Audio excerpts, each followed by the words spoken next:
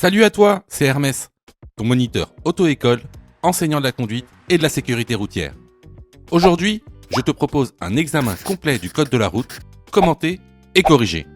Allez, on perd pas de temps, on commence tout de suite. Question numéro 1. Je passe avant le camion dans le giratoire.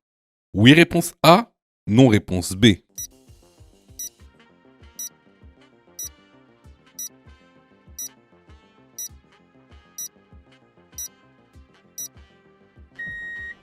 Alors, comme vous le savez, quand on s'insère dans un carrefour à sens giratoire, on doit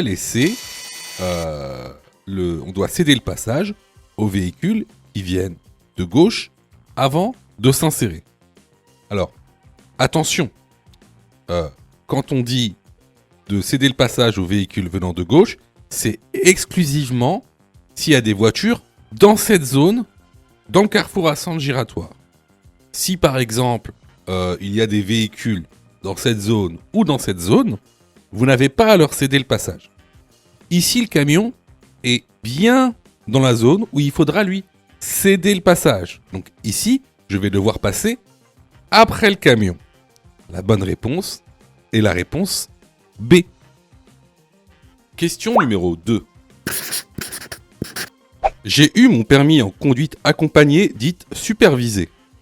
Ma période probatoire est de réponse A, 3 ans, réponse B, 2 ans.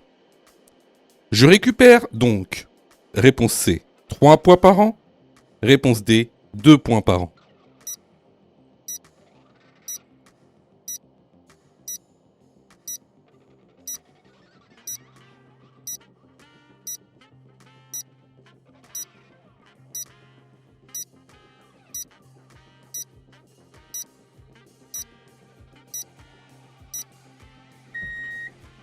Alors, en général, ce genre de questions vous trouble parce que, je vais vous dire pourquoi. C'est qu'en fait, certes, vous connaissez le code de la route, mais vraiment en surface. Vous ne le connaissez pas de manière précise et approfondie. Alors, la conduite supervisée fait partie des différents types de conduite accompagnée que vous pouvez effectuer. En conduite supervisée, ma période probatoire est de 3 ans, comme un permis normal. Et je récupère donc 2 points par an durant cette période probatoire en conduite supervisée. Alors, il faut que vous compreniez une chose. On parle souvent de conduite accompagnée, mais la conduite accompagnée, en fait, c'est juste une méthode d'apprentissage. Donc, vous avez 3 types de conduite accompagnée. Vous avez la conduite accompagnée supervisée, vous avez la conduite accompagnée encadrée, et vous avez l'apprentissage anticipé de la conduite. Effectivement, en apprentissage anticipé de la conduite, qu'on appelle conduite accompagnée AAC, c'est sur ce type de conduite accompagnée que votre période probatoire sera de 2 ans et que vous pouvez récupérer 3 points par an. Donc, ici, les bonnes réponses sont les réponses A et D. Question numéro 3. Je roule hors agglomération. Pour dépasser ce cycliste, je dois laisser un intervalle de sécurité de réponse A, 1 mètre, réponse B, 1,50 m. Je peux dépasser ce cycliste. Oui, réponse C. Non, réponse D.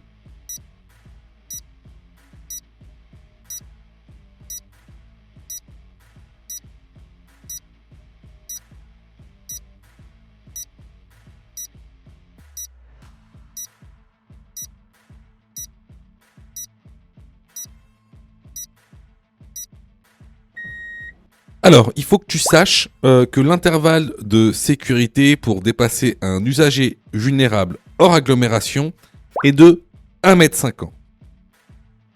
Aussi ici, tu vois bien qu'on est dans un virage et qu'on manque de visibilité.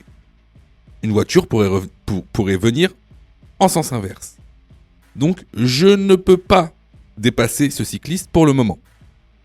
Les bonnes réponses ici sont les réponses B et D. Question numéro 4. Le marquage au sol motorise le dépassement. Oui, réponse A. Non, réponse B.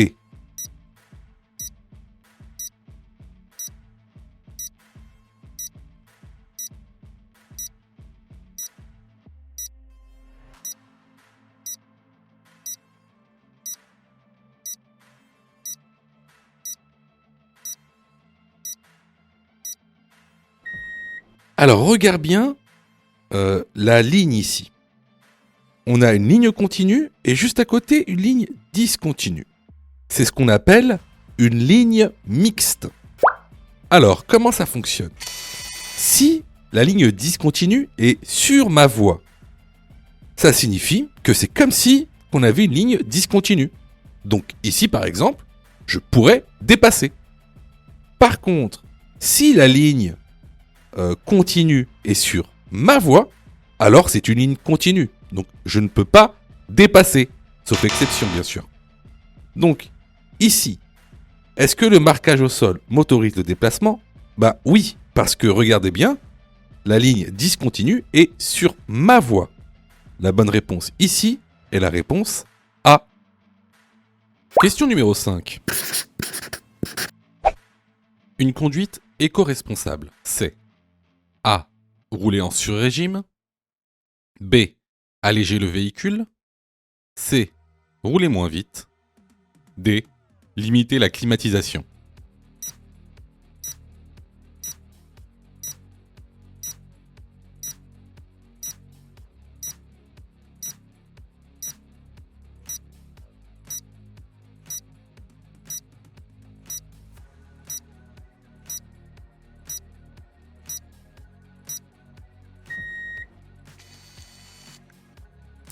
Alors, une conduite éco-responsable, c'est une conduite qui est écologique et économique. Alors, pour ça, dans l'information, j'ai mis ce schéma que vous voyez ici et qui répertorie en fait les comportements à avoir pour une conduite éco-responsable. Donc, parmi ces comportements, il y a effectivement le fait de rouler moins vite, de limiter la climatisation, très important, et d'alléger le véhicule. Par contre, le fait de rouler en sur-régime ne vous permettra pas d'avoir une conduite éco-responsable. Bien au contraire. Rouler en sous-régime ou en sur-régime va vous faire consommer plus. Donc les bonnes réponses sont les réponses B, C et D. Question numéro 6. Après ce panneau, la vitesse maximale autorisée sera de réponse A, 70 km/h, réponse B, 80 km/h, réponse C, 90 km/h, réponse D, 100 km/h.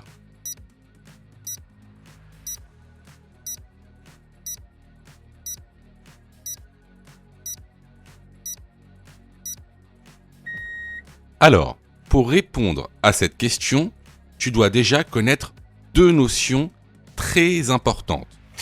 Des notions de cours, qui sont les étendues de prescription pour les panneaux d'interdiction et également la vitesse maximale autorisée selon les types de routes. Alors, commençons déjà par les étendues de prescription des panneaux d'interdiction. Comme tu le vois ici, on a un panneau de fin d'interdiction de limitation de vitesse à 70 km/h. Qu'est-ce que ça veut dire ?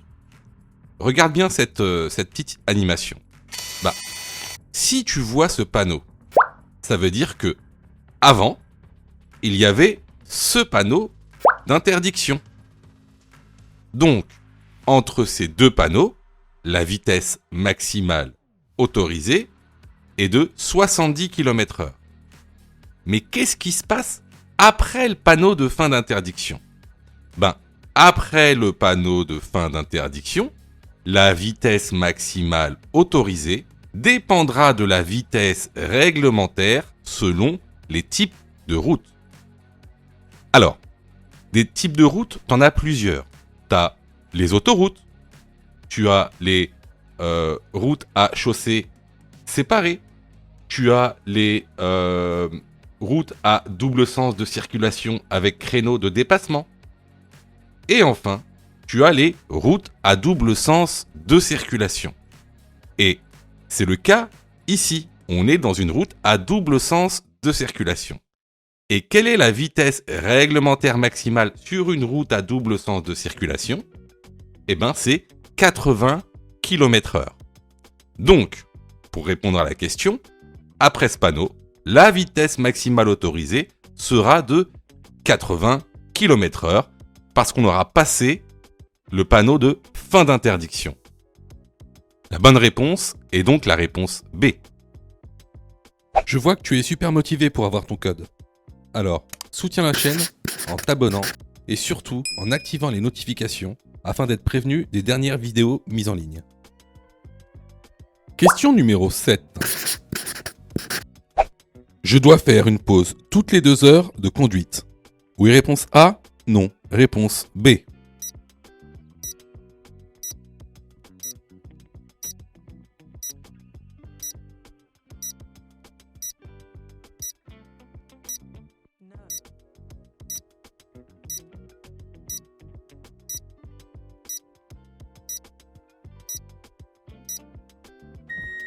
Alors, effectivement, comme le montre ici le document de cours, la fatigue est responsable d'un tiers des accidents mortels sur l'autoroute.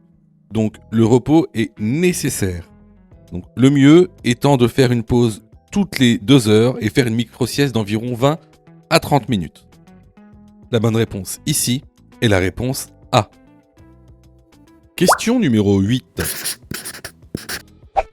Cet enfant de moins de 10 ans et de plus d'1 mètre est à la bonne place. Oui, réponse A. Non, réponse B. Il est bien installé. Oui, réponse C. Non, réponse D.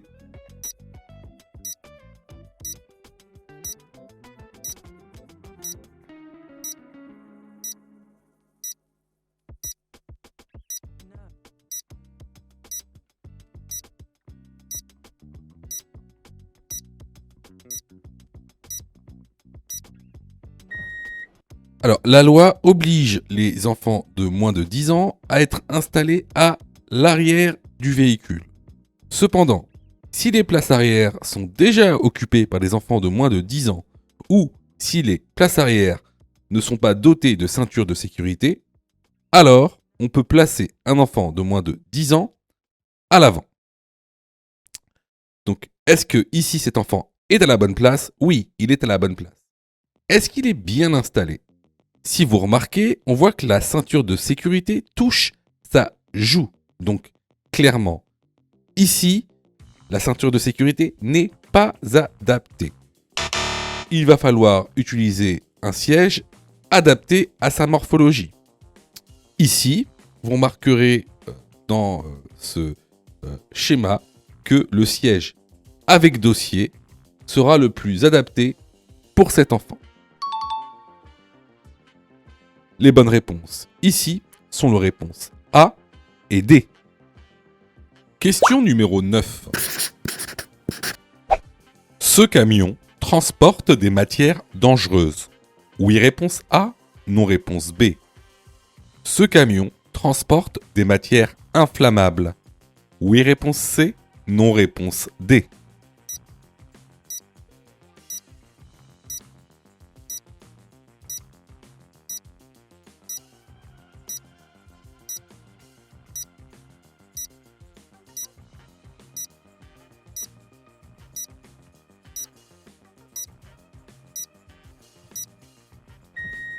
Alors, comme tu le vois, ce camion possède une plaque orange qu'on appelle plaque code de danger.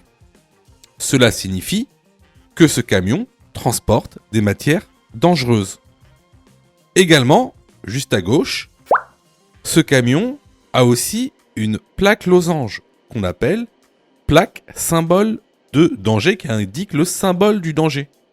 Ici, ce symbole indique que ce camion transporte des matières inflammables. Les bonnes réponses ici sont les réponses A et C. Question numéro 10.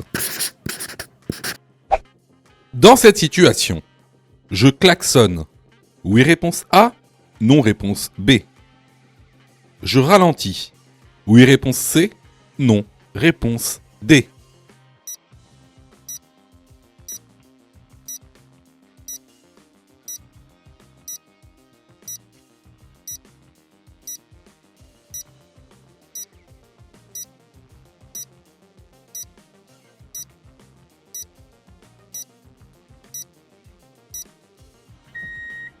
Alors, ici, on est hors agglomération sur des routes de montagne. Devant nous, on a un virage très sinueux avec zéro visibilité. Donc, pour marquer ma présence auprès des autres usagers, je klaxonne. Hein?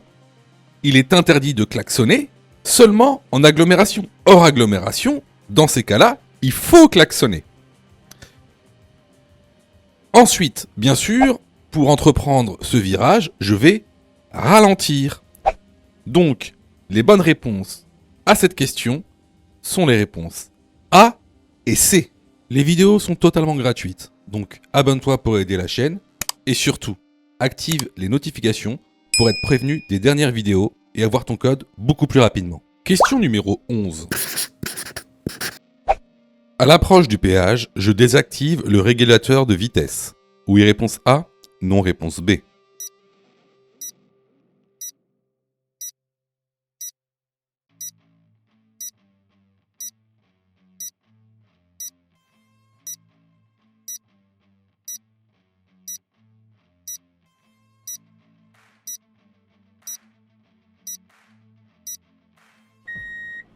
Alors là, c'est évident.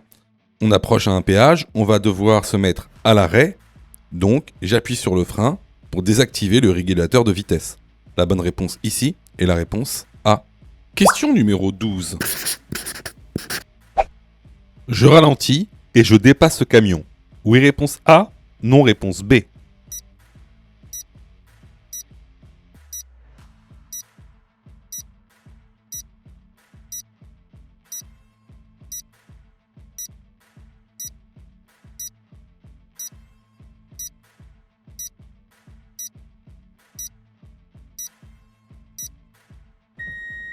Alors, dans cette situation, bien sûr, on dépasse le camion.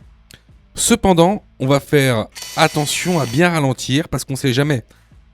Devant le camion, il peut y avoir des ouvriers, par exemple. Là, on est à côté d'un chantier, il peut y avoir des ouvriers ou, par exemple, le chauffeur de camion qui veut monter dans son poids lourd.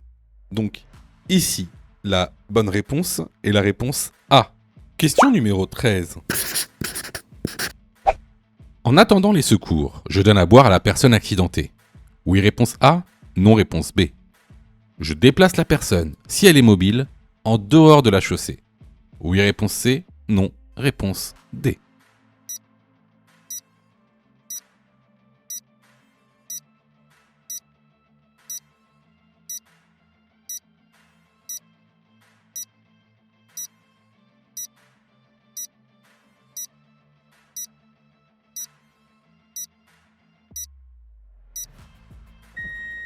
Alors, petit rappel, lors d'un accident avec dommages corporels, oubliez pas la règle du PAS, du pas. Donc, protéger tout d'abord, alerter, et ensuite secourir. Ici, la question précise en attendant les secours, c'est-à-dire que l'étape de protéger et d'alerter a déjà été réalisée. Alors, comment s'occuper d'une personne qui doit être secourue ? Alors, tout dépend de deux choses. Est-ce qu'elle est consciente ou est-ce qu'elle est inconsciente ? Alors, si elle est consciente et qu'elle peut se déplacer, alors effectivement, on l'aide à sortir de la chaussée. Voilà. Une fois en dehors de la chaussée, on lui donne une petite couverture de survie et on lui parle. On n'arrête pas de lui parler. C'est très important parce que ça permet de garder la personne consciente. Alors, si elle est inconsciente, alors là, c'est différent. Donc, toujours on ne donne ni à boire ni à manger, quoi qu'il arrive, qu'elle soit consciente ou inconsciente. Dans ce cas-là, vu qu'elle est inconsciente, on va la mettre en ce qu'on appelle en PLS, en position latérale de sécurité. Une fois que la position latérale de sécurité a été mise en place, pareil, on lui met par-dessus une couverture de survie et on attend les secours. Donc ici, les bonnes réponses sont les réponses B et C. Alors, attention, tout ce qui est dit sur cette chaîne concernant les secours, les premiers secours à la personne ne sont valables que pour l'examen du code de la route. C'est de la théorie pure. Pourquoi je vous dis ça ? Parce qu'en fait, dans la réalité, il y a plein de cas particuliers. Donc, si vous voulez savoir comment réellement secourir une personne, il faut passer votre brevet de secourisme. D'accord ? Donc, ce qui est dit ici n'est valable que pour passer l'examen du code de la route, car c'est de la théorie. On ne fait que balayer les grandes lignes. Sais-tu que Mon Code de la Route est aussi une plateforme pédagogique qui te permet de passer ton examen du code à partir de seulement 9,90 €. Et on a même conçu, spécialement pour toi, un programme qui te permet d'obtenir ton code en un temps record. C'est le programme Mon Code en 10 jours. Avec un calendrier de révision personnalisé, un contenu pédagogique par thème conforme à la nouvelle réforme, des nombreux tests d'examen blanc issus de l'examen officiel, accessible sur smartphone, tablette et PC durant 1 an et en accès illimité. Et surtout, cette formation est 100% remboursée en cas d'échec à l'examen. Alors, si tu souhaites obtenir ton code du premier coup sans te ruiner et sans risque, rejoins notre programme en cliquant sur le lien en description de la vidéo. Pour ça, tu as juste à cliquer sur le lien en description et à choisir ta formule. Question numéro 14. Pour ouvrir le capot, je dois activer, réponse A, une commande se trouvant sous le capot seulement. Réponse B, une commande se trouvant dans le véhicule seulement. Réponse C, une commande se trouvant dans le véhicule et sous le capot.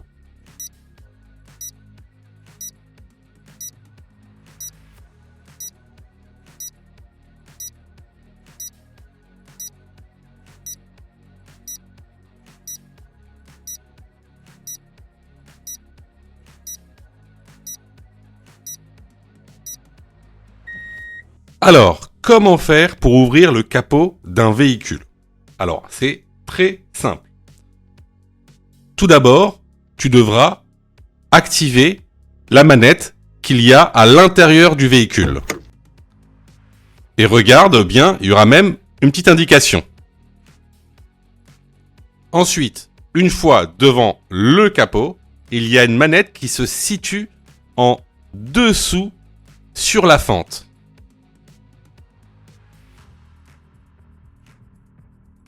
Et voilà, vous voyez la manette ? Elle est juste ici. Et ici, la petite encoche du levier. Ensuite, il faut mettre la barre jaune dans la petite encoche pour pouvoir maintenir ouvert le capot en sécurité.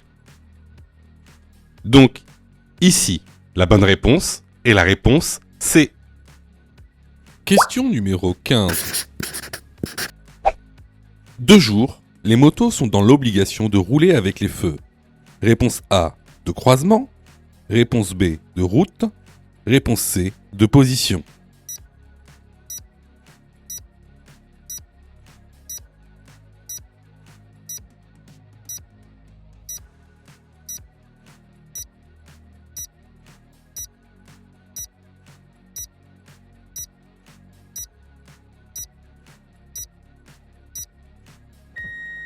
Alors, les deux roues motorisées sont dans l'obligation de rouler avec les feux de croisement de jour afin d'être mieux vus par les automobilistes.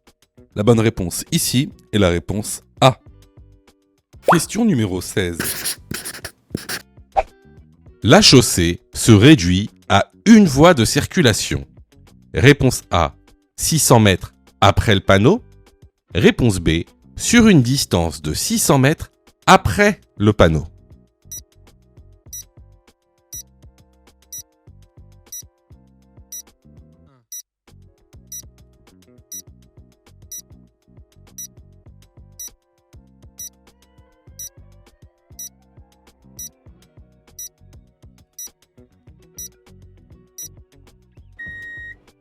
Alors ici, c'est une question très intéressante parce que vous vous faites souvent piéger là-dessus, tout simplement par manque de connaissances.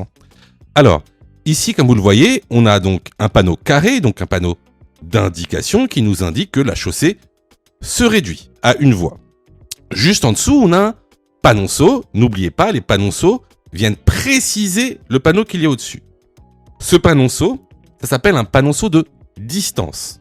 D'accord ? Donc, ce panneau de distance te dit que la chaussée va se réduire 600 mètres après le panneau. Ici, si par exemple, on avait eu 2 flèches sur le panonceau, ben, ça aurait eu une signification différente.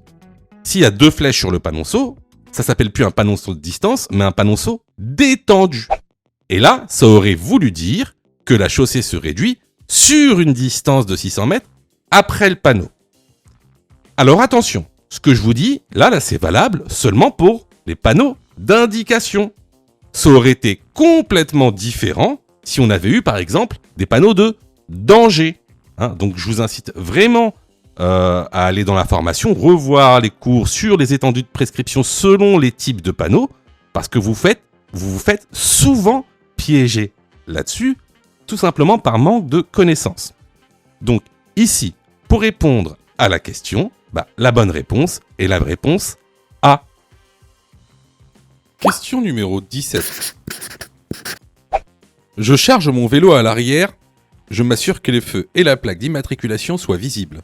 Oui, réponse A, non, réponse B.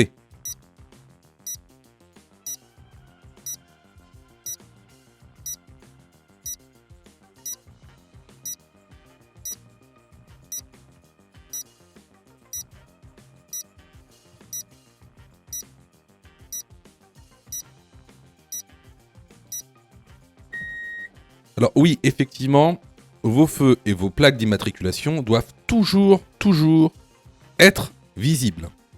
Peu importe la situation. Donc ici, la bonne réponse est la réponse A. Question numéro 18. Je suis sur un carrefour à sens giratoire. Le cyclomoteur force le passage. Réponse A. Je ralentis et le laisse passer par mesure de sécurité. Réponse B.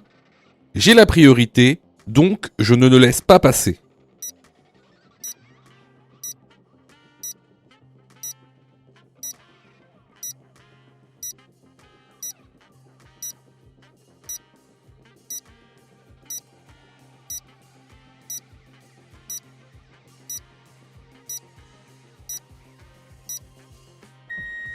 Alors, vous allez voir que dans la vraie vie, les gens ne respectent pas tous le code de la route. Donc ces situations-là, ça va vous arriver souvent. N'oubliez pas, le plus important, c'est la sécurité. Entre la sécurité et la loi, vaut mieux opter pour la sécurité. Ce sera meilleur pour vous et votre corps. Donc ici, effectivement, le cyclomoteur s'engage sur le sens giratoire de manière non réglementaire parce qu'il devrait me céder le passage. Quand c'est comme ça, vous le laissez passer, que ce soit un cyclomoteur ou même une voiture. Vous ralentissez et vous le laissez passer. Donc ici, la bonne réponse est la réponse A. Question numéro 19. Je peux m'arrêter sur cet emplacement. Réponse A, pour charger mon véhicule. Réponse B, pour faire monter un ami. Réponse C, si je suis une personne à mobilité réduite.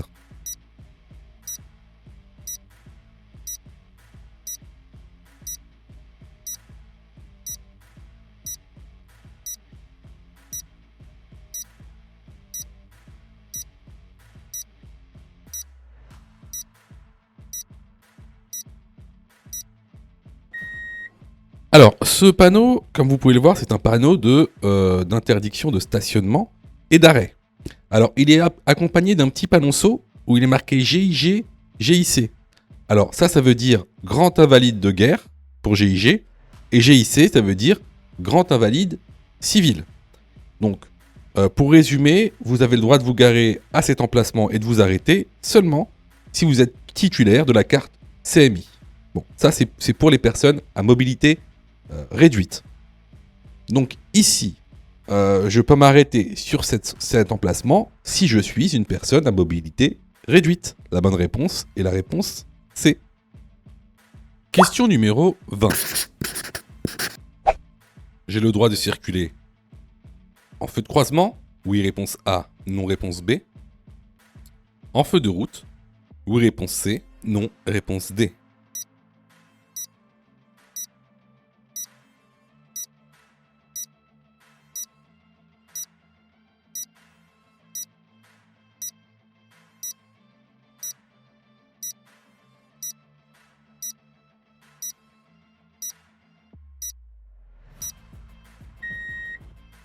Alors, ici, on est de nuit, hors agglomération.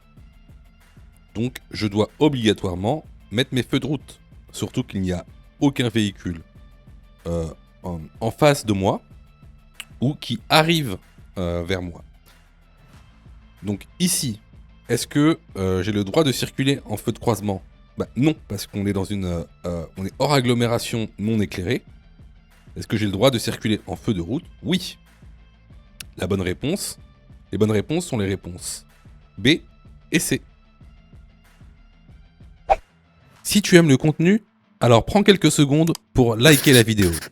C'est très important. Cela nous permet d'être mieux référencés et donc de te présenter encore plus de vidéos pour que tu puisses obtenir ton code le plus rapidement possible. Question numéro 21. Le pictogramme de niveau 3 indique réponse A, de rouler avec précaution. Réponse B, de demander l'avis d'un pharmacien. Le pictogramme de niveau 1 indique réponse C, d'être vigilant. Réponse D, de ne pas conduire sans lire la notice.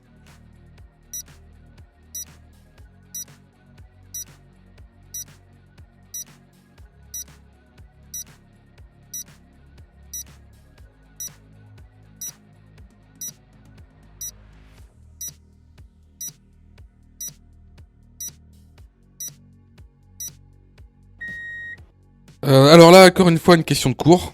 C'est soit vous savez, soit vous savez pas. Alors, donc vous savez que ces pictogrammes sont les pictogrammes qu'il y a sur les médicaments. Donc le pictogramme de niveau 3 vous informe que pour reprendre la conduite, il faut demander l'avis d'un médecin et non pas d'un pharmacien. Concernant le pictogramme de niveau 1, il vous indique de ne pas conduire sans avoir lu la notice. Donc ici, la bonne réponse est la réponse D. Question numéro 22. Dans un tunnel, la distance de sécurité est de réponse A, 2 diodes bleues. Réponse B, 3 diodes bleues. Réponse C, 4 diodes bleues.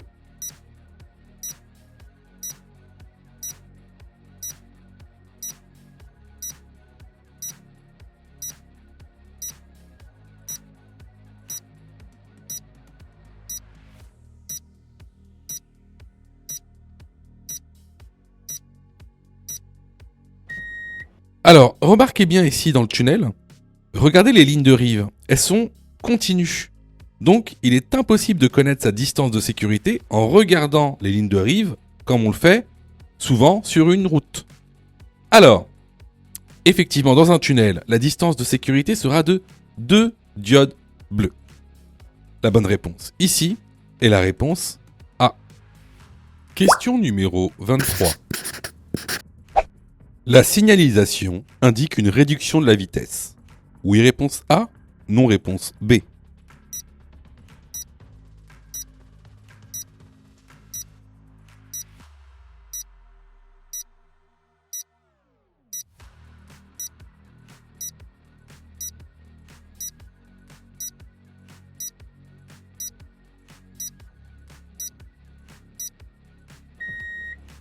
Alors ça, on a vu ça plusieurs fois, que ce soit dans l'information ou les vidéos YouTube. Là, ce que tu vois devant toi, c'est un panneau d'entrée d'agglomération, entre autres. Donc ce panneau d'entrée d'agglomération veut dire deux choses. Il signifie que la vitesse maximale autorisée est de 50 km/h et il signifie également qu'il est interdit de klaxonner à l'intérieur de l'agglomération. La bonne réponse ici est la réponse A. Question numéro 24. Je passe immédiatement. Oui, réponse A. Non, réponse B.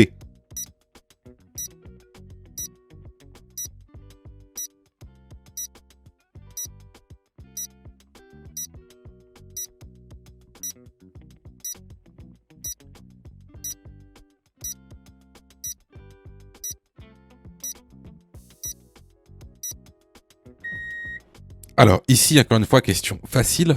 Même si le feu est vert pour nous, il y a des piétons sur le passage piéton. Donc là, on ne peut pas passer immédiatement. Un piéton sera toujours prioritaire s'il est sur la chaussée. Peu importe la route ou la chaussée. Donc ici, la bonne réponse est la réponse B. Question numéro 25. Pour conduire, je dois placer le levier sur réponse A, la lettre D. Réponse B, la lettre N. Une fois stationné, je dois placer le levier sur réponse C, la lettre P. Réponse D, la lettre R.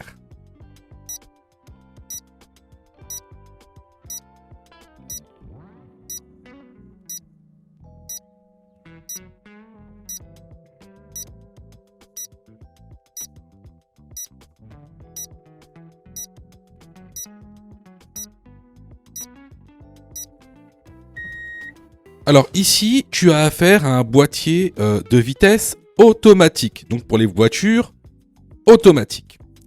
Tu dois savoir que chaque lettre qu'il y a sur le boîtier a son utilité. Le plus souvent, tu auras 5 lettres correspondant à 5 fonctionnements différents du véhicule. Tout d'abord, tu auras la lettre S pour séquentiel. Ensuite, tu auras la lettre D pour la conduite, la lettre N pour le point mort, la lettre R pour la marche arrière et la lettre P pour le stationnement. Donc, pour répondre à la question, pour conduire, je dois placer le levier de vitesse sur la lettre D. Et une fois stationné, je dois placer le levier de vitesse sur la lettre P. Les bonnes réponses ici sont les réponses A et C. Question numéro 26. Mélanger l'alcool et les médicaments permet d'être plus vigilant. Oui, réponse A. Non, réponse B.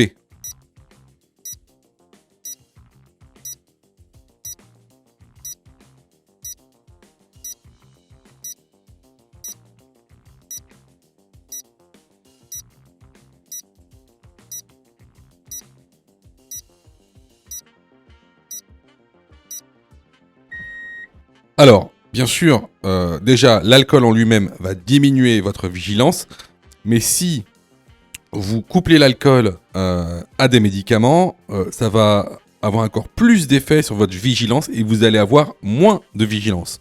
Donc ici, la bonne réponse est la réponse B. Alors, vous voyez, il y a beaucoup de gens, en fait, je sais, je sais que vous êtes trompés. Enfin, beaucoup d'entre vous se sont trompés. Je sais que vous passez beaucoup de temps à réviser votre code. Je le sais. Sûrement que même vous avez une application gratuite. Mais vous savez, les applications gratuites, si c'est gratuit, ne pensez pas que vous allez avoir de la qualité. D'accord ? Ne pensez pas ça. C'est pas pour rien qu'il y a 40% de taux d'échec. Quasiment la moitié des gens qui regardent cette vidéo vont rater leur code. Pas parce qu'ils n'ont pas travaillé, pas parce qu'ils sont nuls, parce que vous avez été mal formés. C'est pour ça que nous, on vous propose donc une plateforme de formation 100% dédiée au code de la route, réalisé par des professionnels, avec une méthodologie adéquate qui vous permettra d'avoir votre code de la route rapidement. En plus de ça, vraiment ça coûte pas cher. Vous pouvez commencer à vous former pour 9,90 €. Ça c'est la formule la plus basse. Sinon, vous pouvez même choisir la formule Mon code en 10 jours. Et avec cette formule, vous êtes 100% remboursé si vous ratez votre code. Simplement en envoyant la preuve de votre échec. Donc voilà, moi un petit conseil que je vous donne, surtout si vous êtes trompé à cette question, allez dans la plateforme, formez-vous correctement. Vous allez voir, ça va bien se passer. Pour ça, tu as juste à cliquer sur le lien en description et à choisir ta formule. Question numéro 27. La roue de secours est obligatoire. Oui, réponse A. Non, réponse B.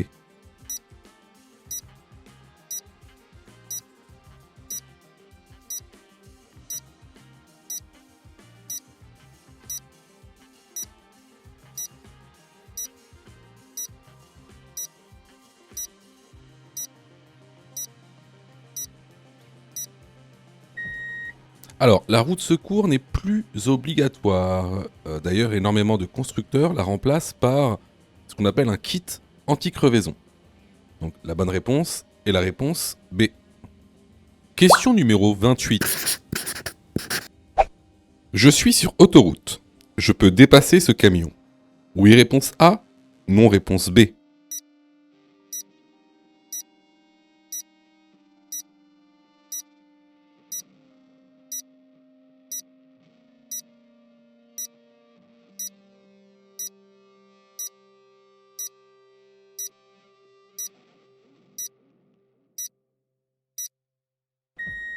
Alors ici, tu vois, sur autoroute, la vitesse maximale autorisée est de 130 km/h. Ou même en probatoire, on est à 110 km/h. Alors, il faut que tu saches que pour les poids lourds, donc pour les véhicules de plus de 3,5 tonnes, la vitesse maximale autorisée est de 90 km/h. Donc, au minimum, entre toi et le camion, dans cette situation, il y a 20 km/h de différence, ce qui est énorme. Donc, je suis sur la voie de gauche, je suis sur autoroute, je peux dépasser ce camion. La bonne réponse, ici, est la réponse A. Question numéro 29. Dans cette situation, je maintiens mon allure. Oui, réponse A. Non, réponse B. Je ralentis. Oui, réponse C. Non, réponse D.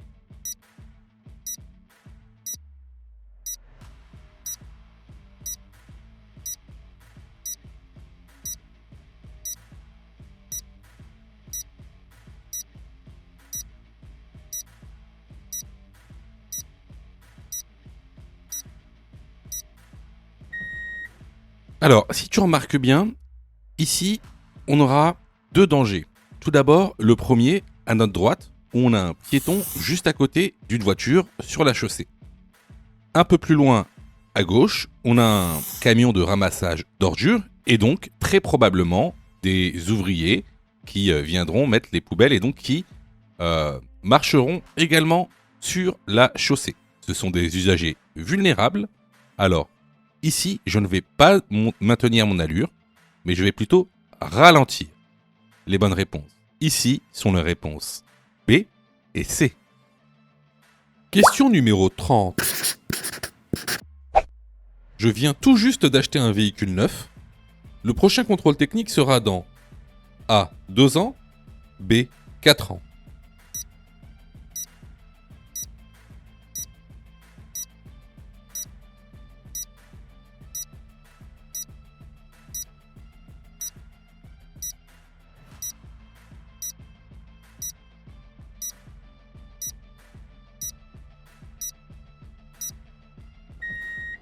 Alors encore une fois, c'est vraiment une question de cours et c'est une question redondante dans les examens nouvelles réformes.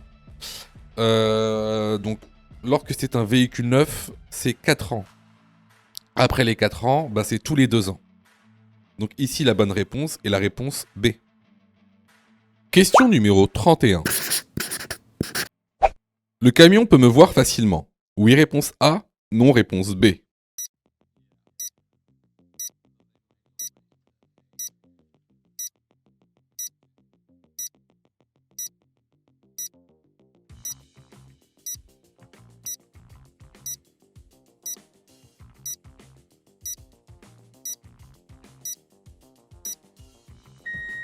Alors, ici, vous êtes typiquement dans l'angle mort du camion. Donc, il est très peu probable qu'il puisse vous voir.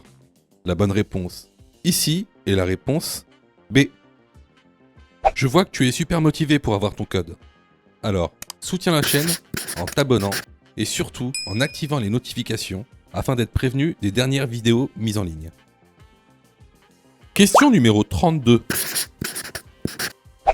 La signalisation indique que j'ai la priorité à droite à la prochaine intersection. Oui, réponse A. Non, réponse B.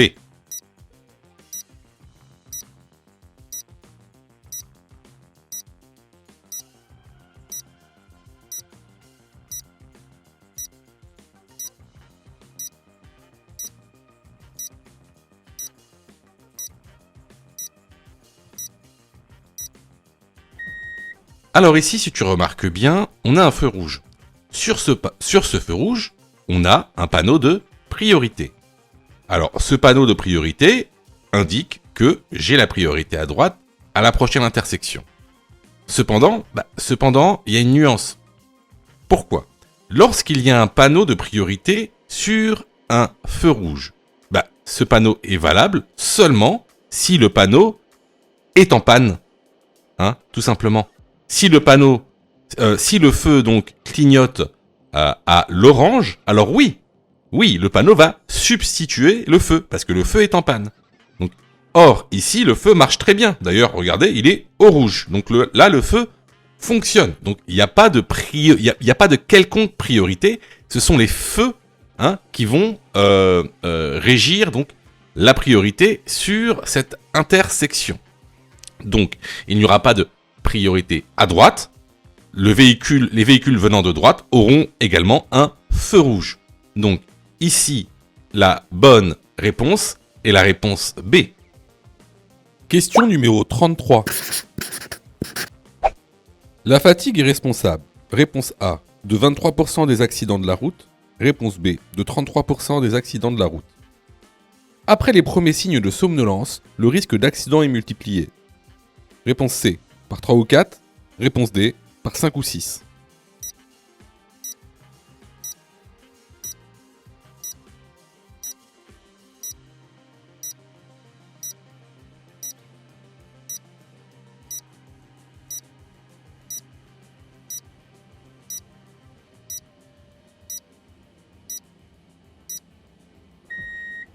Alors, comme le montre le document de la formation que je vous mets ici, donc la fatigue est responsable de 33% des accidents de la route. Et après les premiers signes de somnolence, le risque d'accident est multiplié par 3 ou 4. Les bonnes réponses ici sont les réponses B et C. Question numéro 34. Je suis écomobile si. Réponse A, je roule moins vite pour consommer moins. Réponse B, j'utilise les transports en commun. Réponse C, je pratique l'écopartage. Réponse D, je désactive l'air conditionné dans ma voiture.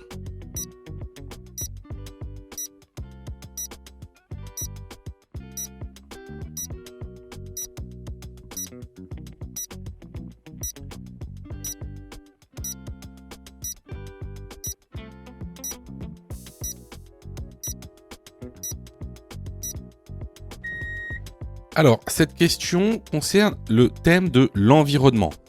N'oubliez pas, pour l'examen du code de la route, il y a 10 thèmes à connaître. Dans ce thème, on trouve les notions d'écomobilité. Alors, souvent, vous confondez écomobilité et écoconduite, qui sont deux choses différentes. L'écomobilité, c'est comment je me déplace, et l'éco-conduite, c'est comment je roule. Deux concepts différents.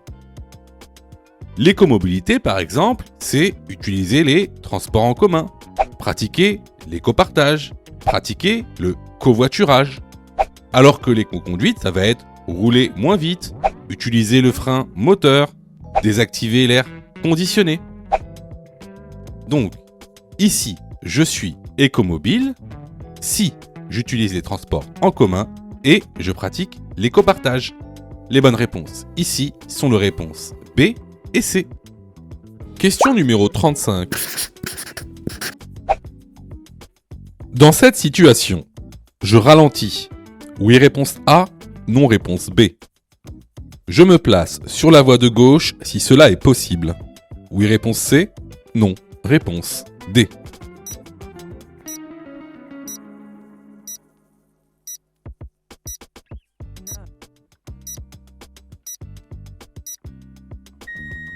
Alors ici, si tu vois bien, devant nous, on a un véhicule d'intérêt général en intervention. D'ailleurs, tu peux voir qu'il a mis les plots de sécurité. Dans ce cas-là, lorsqu'un véhicule d'intérêt général intervient sur une chaussée, la première chose à faire, c'est de ralentir. Également, si tu en as l'opportunité, c'est de changer de voie. Effectivement, si la voie n'est pas déjà occupée par un autre véhicule. Donc ici, je me place sur la voie de gauche si cela est possible. Donc les bonnes réponses sont les réponses A et C. Question numéro 36. Ce panneau m'interdit de me garer du côté pair. Oui, réponse A. Non, réponse B.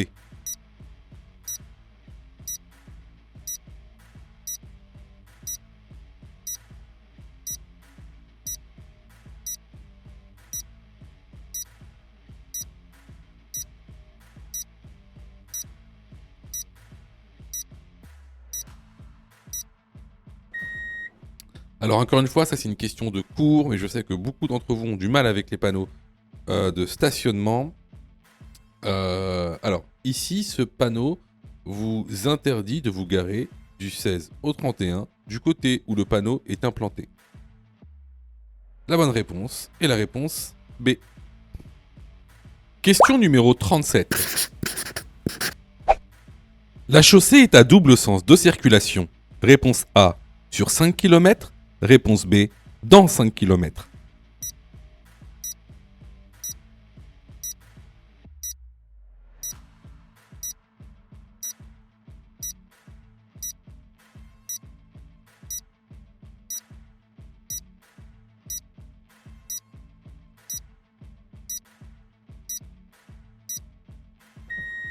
Alors ici, on a un panneau donc d'indication jaune. Donc panneau d'indication jaune, donc panneau temporaire. Ici, ce panneau indique que on est sur une chaussée à double sens de circulation avec une flèche vers le haut, une flèche vers le bas. Ce panneau est accompagné d'un panonceau qui vient préciser le panneau du haut. Donc sur ce petit panonceau, il est indiqué que la chaussée sera à double sens sur 5 km. Donc la bonne réponse ici est la réponse A. Question numéro 38. J'ai commis une infraction dans laquelle j'ai perdu un point. Si je ne commets pas d'autres infractions, je récupère ce point. Réponse A, dans 6 mois. Réponse B, dans 1 an. Après une infraction de classe 4, je récupère mes points si je ne commets pas d'autres infractions. Réponse C, dans 1 an. Réponse C, dans 3 ans.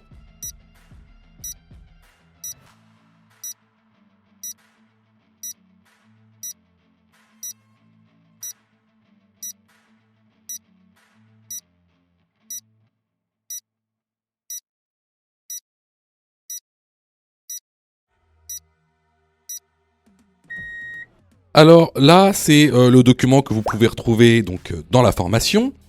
À savoir, si vous perdez un point lors d'une infraction, vous pouvez récupérer ce point 6 mois après si vous ne commettez aucune autre infraction. Par contre, si vous réalisez une infraction de classe 4 à 5, ou un délit, alors vous ne récupérez vos points qu'au bout de 3 ans, encore une fois, si vous ne commettez pas d'autres infractions. Donc ici, les bonnes réponses sont les réponses A et D. Alors là, c'était vraiment une question de cours qu'on voit régulièrement dans l'information. Donc, si vous avez eu faux à cette question, vraiment, je vous incite vraiment à vous former, hein, que ce soit chez nous ou ailleurs. Alors, je reçois plusieurs messages de votre part, d'ailleurs, je vous en remercie. Alors, vous me posez souvent 2 questions. Alors, la première, c'est quand est-ce que je suis prêt pour passer mon code ? Et la deuxième, c'est est-ce que je dois suivre la formation ? Alors, tout d'abord, on va répondre à la première question. Quand est-ce que tu es prêt pour passer ton code ? C'est très simple. Si tu fais moins de 5 fautes sur les 5 dernières séries d'examens blancs que tu as fait, alors tu es prêt à passer le code de la route. Donc attention, hein, ça veut dire qu'il faut que sur les 5 dernières séries que tu as faites, de manière consécutive, il n'y a pas une seule série où tu as fait plus de 5 fautes. Donc si tu as fait plus de 5 fautes à une seule série, il faut que tu continues à faire des examens blancs. La deuxième question. Est-ce que il serait mieux pour moi de prendre une formation ? Alors, là, c'est pareil. Si tu fais 8 fautes ou plus sur les 5 dernières séries d'examens blancs que tu as faites, alors il est vivement conseillé de te former. Ça veut tout simplement dire que il te manque certaines notions essentielles. Ça veut pas dire que tu connais pas ton cours, ça veut dire qu'il te manque des notions essentielles pour pouvoir progresser. Et clairement, c'est pas en faisant des examens blancs que tu vas progresser, tu vas même plutôt stagner. Voilà. Donc si tu as fait 8 fautes ou plus sur l'une des 5 dernières séries que tu as faites, je te conseille vivement de te former. Surtout que on a mis en place donc une plateforme pédagogique qui répond vraiment à tous vos besoins. On a fait en sorte que tout le monde puisse se former au code de la route. Vous avez la formule standard, par exemple, qui est à 19,90 € par an. Donc vous payez une fois 19,90 € et vous avez le droit à toute la plateforme pendant 1 an en illimité, avec tous les cours, tous les 10 thèmes, plus de 1200 questions issues de l'examen officiel, commentées et corrigées. Vous avez pour ceux par exemple qui veulent passer leur code rapidement, la formule à mon code en 10 jours, pour passer son code en 10 jours, qui est à 39,90 € par an, en illimité. Et en plus, si vous ratez votre code, vous êtes 100% remboursé, seulement en envoyant votre preuve d'échec. Sinon, pour ceux qui le souhaitent, vous avez la plus petite formule, la formule basique, qui est à 9,90 € par semaine. Celle-ci, c'est une formule qui est hebdomadaire, qui en général est réservée à ceux qui ont déjà passé leur code et qui ont échoué. C'est une sorte de remise à niveau. Donc, vraiment, il y en a pour tous les besoins et il y en a aussi pour tous les prix. Et c'est vraiment pas cher. Ce serait bête de rater son code alors que vous auriez pu vous former pour 9,90 €. Pour ça, tu as juste à cliquer sur le lien en description et à choisir ta formule. Question numéro 39. Dans cette situation, les pneus neige sont: réponse A, obligatoire, réponse B, conseillé.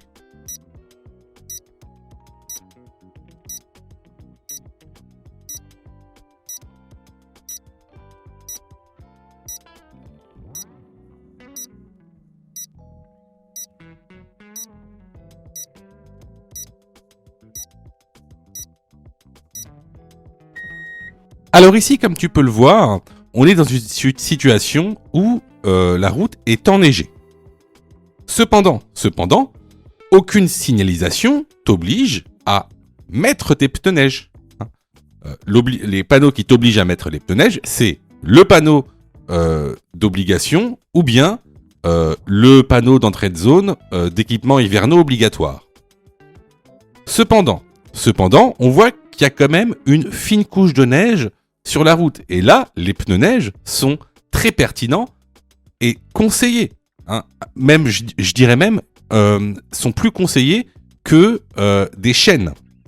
Donc, ici, la bonne réponse est la réponse B. Question numéro 40. Ce véhicule dispose du système de surveillance de la pression des pneus. Oui, réponse A. Non, réponse B.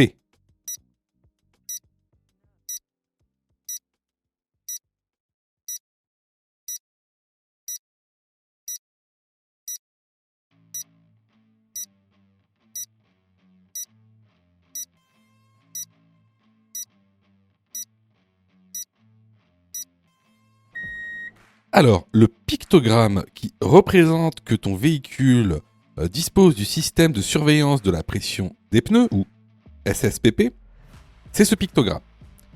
Alors, si tu remarques bien sur l'image, là, qu'il y a, sur cette étiquette qui est affichée sur la portière, il y a ce fameux pictogramme qui indique donc que ton véhicule dispose bien de ce système. Alors, ça va même plus loin que ça. Regarde bien ce que dit l'étiquette. Alors, à gauche, en jaune, il y a ce fameux pictogramme. Et ce pictogramme pointe vers un livre avec la lettre I. Donc, qu'est-ce que ça veut dire ? Ça veut dire, si tu veux savoir ce que c'est que le système de surveillance de la pression des pneus, lis le manuel du véhicule. Et regarde juste à droite. Juste à droite, tu as deux encarts. En haut avec le numéro 1, en dessous avec le numéro 2. En fait, cette étiquette t'explique comment fonctionne, comment utiliser ce système. Qu'est-ce qu'il te dit ? Il te dit, tout d'abord, numéro 1, tu dois effectuer la pression de tes pneus. Ensuite, en numéro 2, regarde bien, il y a ce pictogramme avec le mot 7, c'est-à-dire initialisation, et en dessous, tu as le tableau de bord avec un petit doigt. Qu'est-ce que ça veut dire ? Ça veut dire qu'il faut que tu ailles réinitialiser la pression de tes pneus sur le tableau de bord. Alors, comment on fait ? Quand tu es sur ton tableau de bord, tu vas donc sur le menu du véhicule, sur Reset détection de sous-gonflage. Donc là, l'ordinateur te demande si tu as bien fait la pression des pneus. Tu dis oui. Et là, tu vois qu'il est marqué pression des pneus enregistrée. En fait, ce qui vient de se passer, c'est que l'ordinateur vient d'enregistrer la pression de tes pneus. Et si un jour, un de tes pneus se dégonfle, ton ordinateur va afficher ce pictogramme sur le tableau de bord. Hein, parce qu'il va te dire, attention, la pression que tu as enregistrée n'est pas du tout la même que celle que je mesure. Donc, il va falloir regonfler les pneus. Donc, la bonne réponse ici est la réponse A. Si tu as fait 8 fautes ou plus, ne panique pas. Rejoins-nous sur notre plateforme pédagogique en ligne en cliquant sur le lien en description de la vidéo. Tu pourras alors choisir la formule qui te convient. N'oublie pas de liker la vidéo et de t'abonner pour recevoir toutes les dernières notifications. Tu peux aussi continuer à t'entraîner en cliquant sur l'une des vidéos qui s'affichent.